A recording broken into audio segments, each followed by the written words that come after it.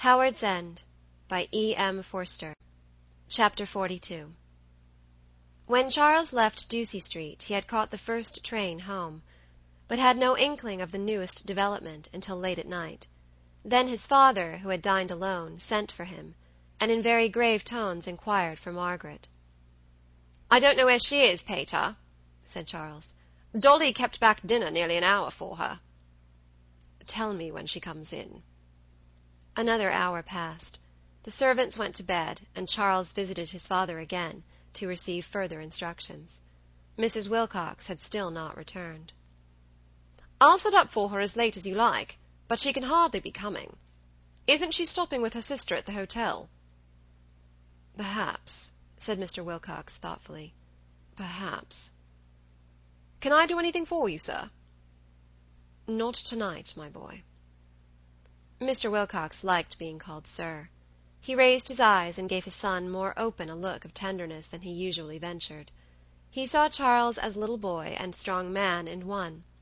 Though his wife had proved unstable, his children were left to him.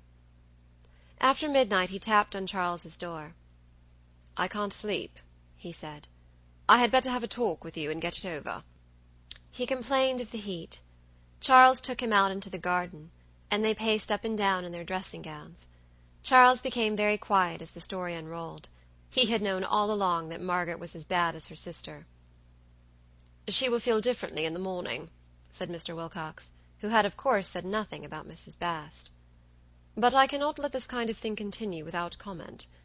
I am morally certain that she is with her sister at Howards End.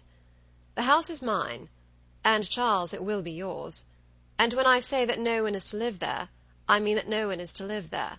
I won't have it." He looked angrily at the moon. "To my mind, this question is connected with something far greater, the rights of property itself." "Undoubtedly," said Charles.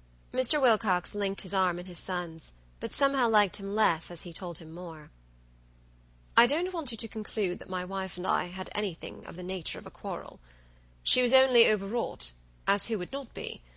I shall do all that I can for Helen, but on the understanding that they clear out of the house at once. Do you see? That is a sine qua non." "Then at 8 tomorrow I may go up in the car?" "8 or earlier. Say that you are acting as my representative, and of course use no violence, Charles." On the morrow, as Charles returned, leaving Leonard dead upon the gravel, it did not seem to him that he had used violence.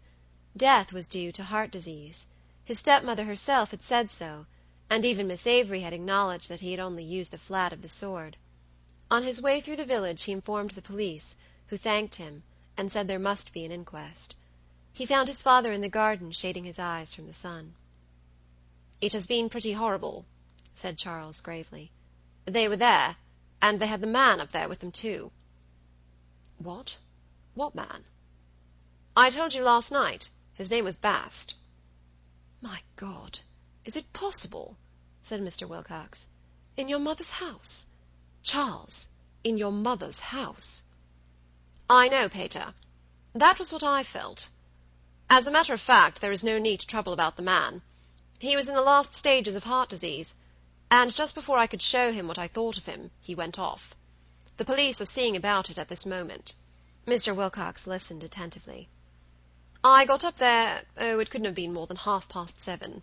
The Avery woman was lighting a fire for them. They were still upstairs. I waited in the drawing-room.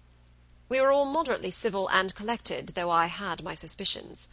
I gave them your message, and Mrs. Wilcox said, 'Oh, yes, I see, yes,' in that way of hers." "Nothing else?" "I promised to tell you, with her love, that she was going to Germany with her sister this evening. That was all we had time for." Mr. Wilcox seemed relieved. "Because by then I suppose the man got tired of hiding, for suddenly Mrs. Wilcox screamed out his name. I recognized it, and I went for him in the hall. Was I right, Pater? I thought things were going a little too far." "Right, my dear boy? I don't know. But he would have been no son of mine if you hadn't. Then he did just crumple up, as you said." He shrunk from the simple word. "He caught hold of the bookcase, which came down over him. So I merely put the sword down and carried him into the garden. We all thought he was shamming. However, he's dead, right enough. Awful business." "Sword?" cried his father, with anxiety in his voice. "What sword? Whose sword?" "A sword of theirs." "What were you doing with it?" "Well, didn't you see, Pater, I had to snatch up the first thing handy. I hadn't a riding whip or stick. I caught him once or twice over the shoulders with the flat of their old German sword." "Then what?" "He pulled over the bookcase, as I said, and fell," said Charles, with a sigh. It was no fun doing errands for his father, who was never quite satisfied. "But the real cause was heart disease.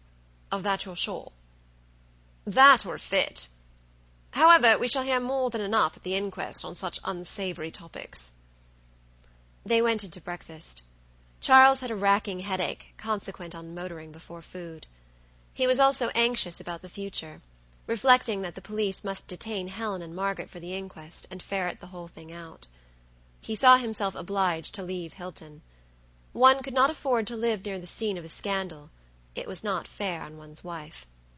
His comfort was that the pater's eyes were opened at last. There would be a horrible smash-up, and probably a separation from Margaret. Then they would all start again, more as they had been in his mother's time. "I think I'll go round to the police station," said his father when breakfast was over. "What for?" cried Dolly, who had still not been told. "Very well, sir. Which car will you have?" "I think I'll walk." "It's a good half-mile," said Charles, stepping into the garden. "The sun's very hot for April. Shan't I take you up, and then perhaps a little spin round by Tuin?"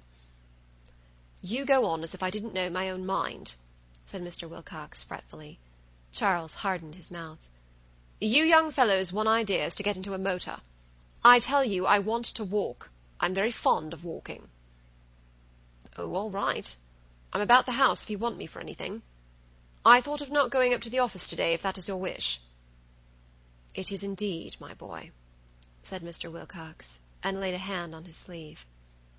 Charles did not like it. He was uneasy about his father, who did not seem himself this morning. There was a petulant touch about him, more like a woman. Could it be that he was growing old? The Wilcoxes were not lacking in affection. They had it royally, but they did not know how to use it. It was the talent in the napkin, and for a warm-hearted man, Charles had conveyed very little joy. As he watched his father shuffling up the road, he had a vague regret, a wish that something had been different somewhere, a wish, though he did not express it thus, that he had been taught to say "I" in his youth. He meant to make up for Margaret's defection, but knew that his father had been very happy with her until yesterday. How had she done it? By some dishonest trick, no doubt, but how? Mr. Wilcox reappeared at 11, looking very tired. There was to be an inquest on Leonard's body tomorrow, and the police required his son to attend. "I expected that," said Charles. "I shall naturally be the most important witness there." End of Chapter 42.